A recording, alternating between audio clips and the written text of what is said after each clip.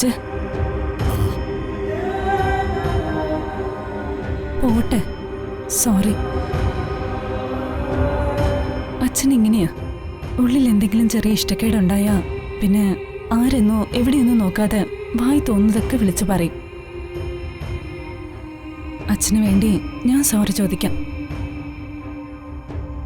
ആഹാരത്തിന്റെ മുന്നീന്ന് നീ കഴിക്കാതെ ഇറങ്ങി പോയപ്പോ എനിക്ക് സങ്കടമായി. ഞാനും കഴിക്കാതെ ഇങ്ങ് പോന്നു.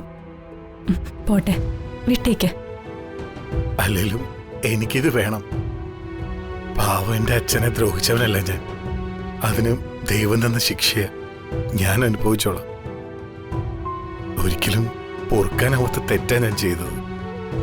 മനോജ്, നീ അത്ര വലിയ തെറ്റ് എന്താ ചെയ്ത്?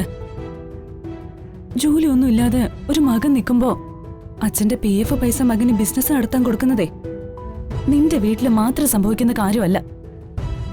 അതിന്റെ വൈരാഗ്യം വെച്ച് സഹോദരങ്ങൾ ഇങ്ങനെ പകരം വീട്ടുന്നതാ തെറ്റ്. ദേ നോക്ക്, ഞാൻ നിന്റെ ഭാര്യയാ.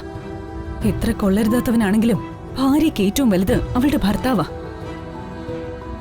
നിന്നെ പട്ടിയെ പോലിട്ട് തല്ലുന്നത് നോക്കി നിൽക്കാൻ എനിക്കാവില്ല. തെറ്റെന്റെ കയ്യില.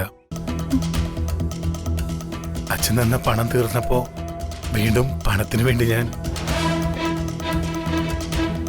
അച്ഛനറിയാതെ ആ വസ്തുവിന്റെ പ്രമാണം ഞാൻ പണയപ്പെടുത്തി.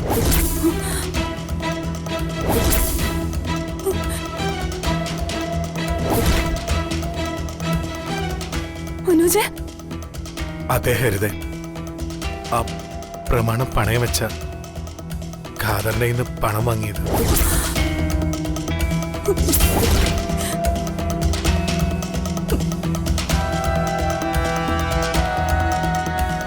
ഖാദറിന്റെ മുതലും പലിശയും കൊടുത്ത് ആ പ്രമാണം അച്ഛനെ തിരിച്ചെടുത്ത് കൊടുക്കാൻ വേണ്ടിയാ ഞാൻ പ്രകാശേട്ടന്റെ മുറി കയറിയതും പ്രകാശേട്ടന്റെ പൈസ മോഷ്ടിക്കാൻ ശ്രമിച്ചത്.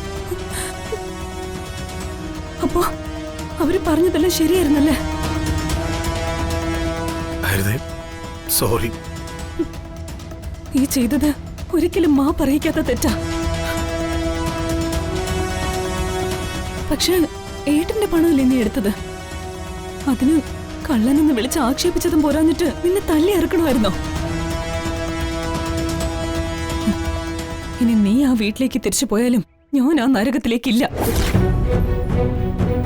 ആകെ തകർന്നു നിൽക്കുവാ നീന്ന് എനിക്കറിയാം. എന്നോട് കാര്യങ്ങളെല്ലാം തുറന്നു പറഞ്ഞിരുന്നെങ്കിൽ ഇതൊന്നും സംഭവിക്കില്ലായിരുന്നു. എല്ലാം മാറും, മാറ്റിയെടുക്കാം നമുക്ക്. പക്ഷെ ഒരപേക്ഷയുണ്ട്. എന്തിന്റെ പേരിലാണെങ്കിലും ഈ വീട്ടിൽ നിന്ന് ഒരു വൈക്കോൽ തുരുമ്പ് പോലും നീ മോഷ്ടിക്കരുത്. പേടിയുണ്ടാ? അങ്ങനെ മോഷ്ടിച്ച് പിടിക്കപ്പെട്ട അച്ഛൻ ഇടപെട്ട് നിന്നെ ഇരുമ്പഴയ്ക്കുള്ളിലാക്കും. പിന്നെ എന്നൊന്ന് കാണാൻ പോലും സമ്മതിക്കില്ല. അതുകൊണ്ട് തൽക്കാലം സഹിച്ചും ക്ഷമിച്ച് നിൽക്ക്. എല്ലാത്തിനും നമുക്ക് പരിഹാരം ഉണ്ടാക്കാം.